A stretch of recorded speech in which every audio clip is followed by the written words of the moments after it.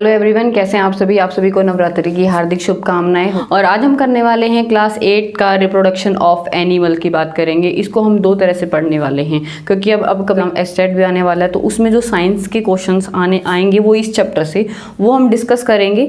Further हमें क्या करना है, उसके लिए आपको जो इसको दो तरीके से पढ़ने का मतलब ये है कि एक तो जो क्लास वाले बच्चे हैं उनको मैं बताऊँगी उसको कैसे पढ़ना है और क्या क्या चीज़ें याद करनी है, और जो बच्चे एस्टेट के लिए इस वीडियो को देख रहे हैं उनके लिए भी काफ़ी हेल्पफुल होगा, जो भी अगर अदर कंपटीशन एग्जाम में भी जहाँ पर क्या आती है, साइंस आती है, तो उसके लिए भी बहुत ही हेल्पफुल होगा। तो देखिए स्टार्ट करते हैं।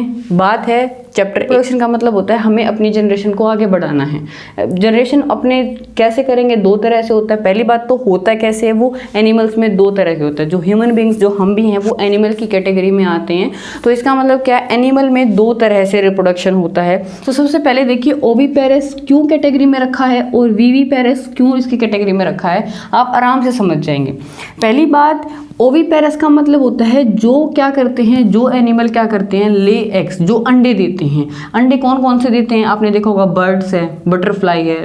और तो इसका मतलब जो एग देंगे वो ओवी एग ओविपेरस की कैटेगरी में आएंगे।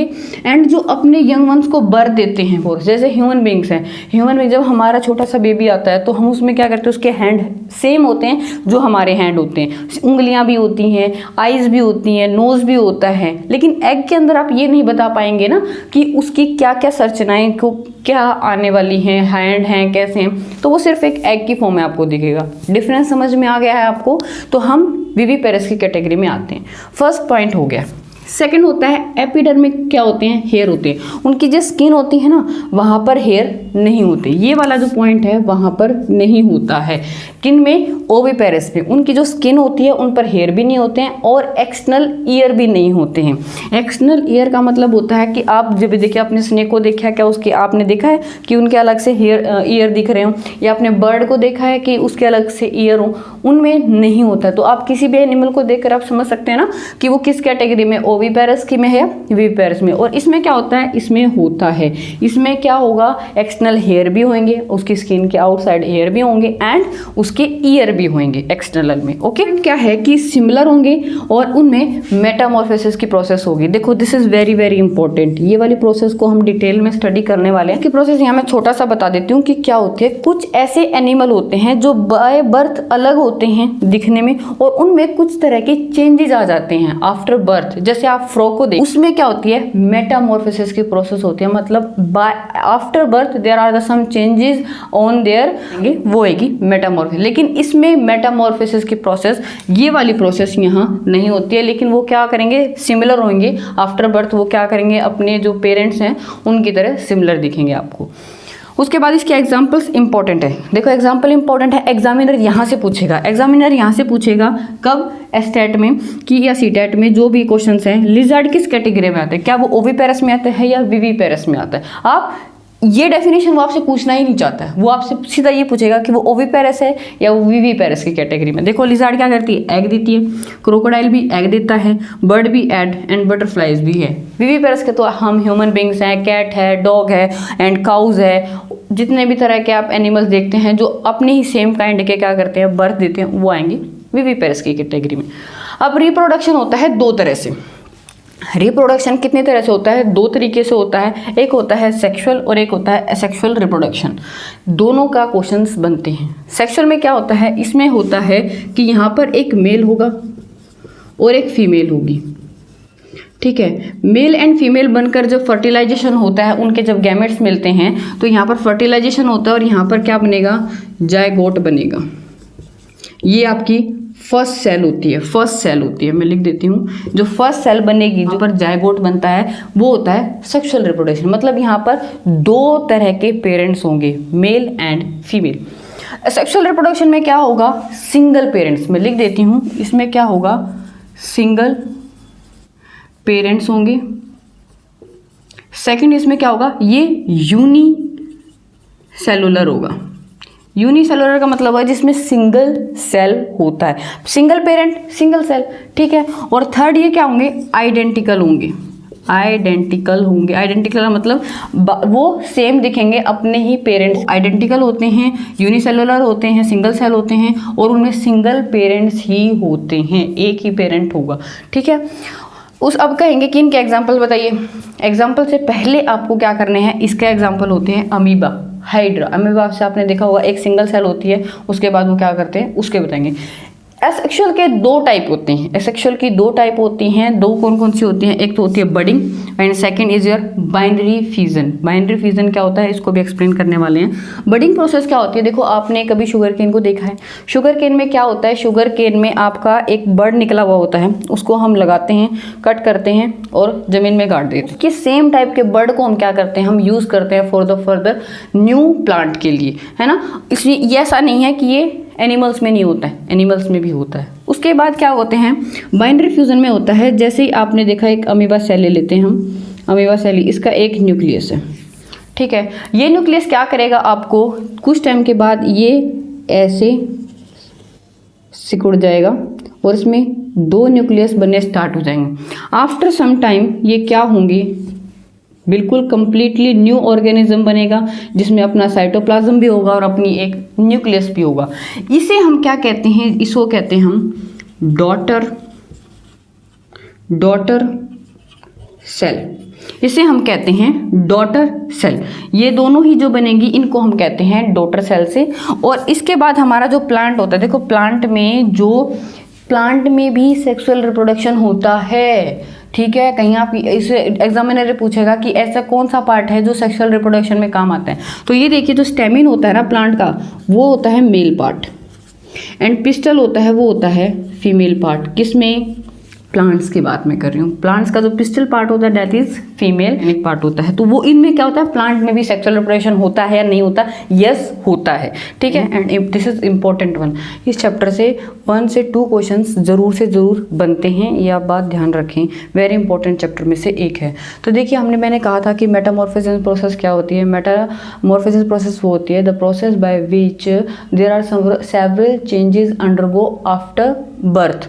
क्या होते हैं, कुछ चेंजेस हो जाते हैं बाय बर्थ के बाद, जो चेंजेस स्टार्ट हो जाते हैं बॉडी के स्ट्रक्चर में, जो भी हमने क्या है हमारे पास उसके स्ट्रक्चर में जो चेंज होना स्टार्ट हो जाता है दैट इज मेटामॉर्फोसिस प्रोसेस। अब देखिए ये होता है दो तरह से होता है। नॉर्मली हम फ्रॉग में और बटरफ्लाई में पढ़ रहे हैं इस वाले चैप्टर में।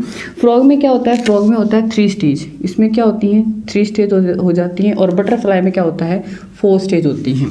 इसमें आपको दे भी रखा है, एग बनेगा, उसके बाद क्या बनेगा, लार्वा बनेगा, मतलब वो टेडपोल, एक यहाँ पर क्या बन जाएगी उसकी मेंढक की टेल बन जाएगी। फ्रॉग की क्या बनेगी, टेल बनेगी। उसके बाद वो क्या होगा, आफ्टर सम टाइम देखिए यहाँ पर जब उसकी टेल तक है वहाँ पर आप क्या करेंगे, गिल्स, जो वो सांस ले रहा है वो गिल्स से ले रहा है। और जब वो अडल्ट हो जाएगा तो वो क्या करेगा,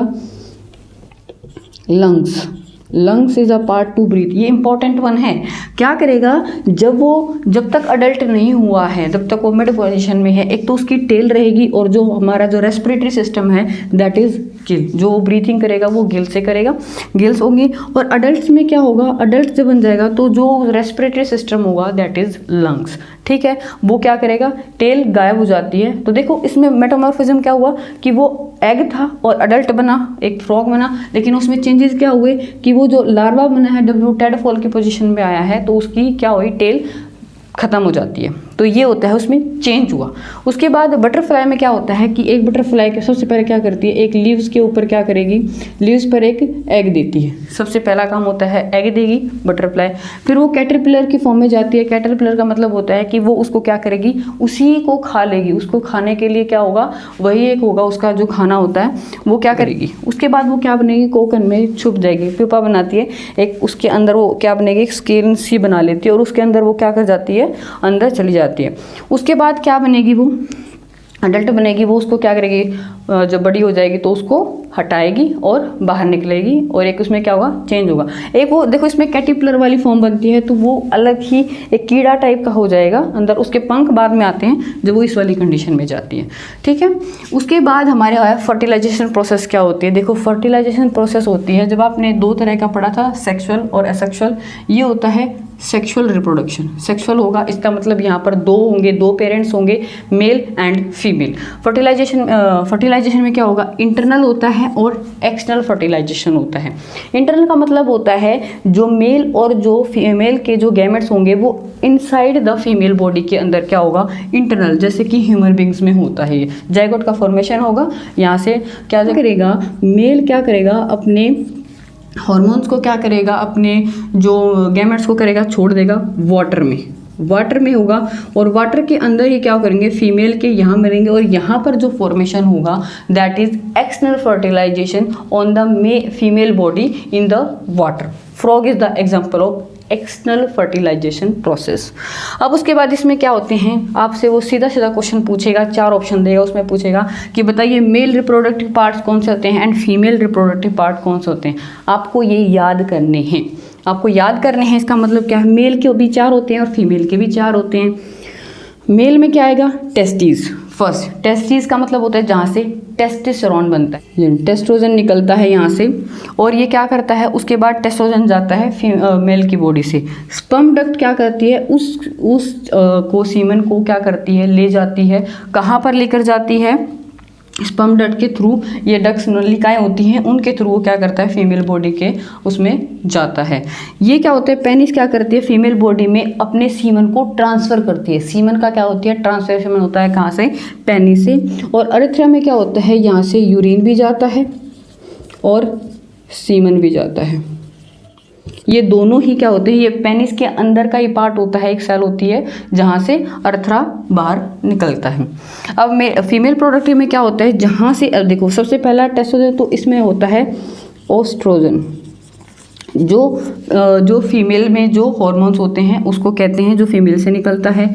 ओविडक्ट में क्या होता है, ओविडक्ट में हमारा जाइगोट का फॉर्मेशन, जाइगोट का फॉर्मेशन होता है कहाँ पर, ओविडक्ट में, मतलब यहाँ पर गैमेट्स और यहीं पर क्या बनते हैं, फीमेल गैमेट्स का मिलना होता है। यूट्रस में क्या होता है, जहाँ पर बेबी बड़ा होता है, ठीक है, यहाँ पर क्या होती है, बेबी की ग्रोथ होती है। और वजाइना द पार्ट होती है जो हम बर्थ के लिए use by for the birth के लिए हम यूज़ करते हैं। तो this is all about the this chapter. And there are one more thing that is sperm and ovum.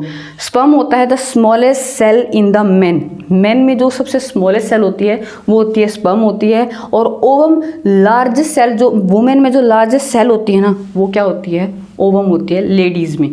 Female में क्या होती है, ओवम सबसे बड़ी सेल होती है और स्पर्म मेल में सबसे छोटी होती है। और हाँ, स्पर्म में टेल होती है, ओवम में टेल नहीं होती है। आई होप आपसे ये पूरा चैप्टर समझने में ये आपकी पूरी तरह से हेल्प करेगा एंड आपको अच्छे से चैप्टर समझ में आया होगा। इसके नोट्स ज़रूर बना लीजिए। विदाउट, अगर आपने नोट्स से आप ऐसे ही देख रहे हैं तो आप बोर भी हो जाएंगे और आपको कुछ भी याद नहीं रहा, क्योंकि इसमें बहुत कुछ है लर्न करने के लिए। I hope this is all about this chapter. Thank you very much. And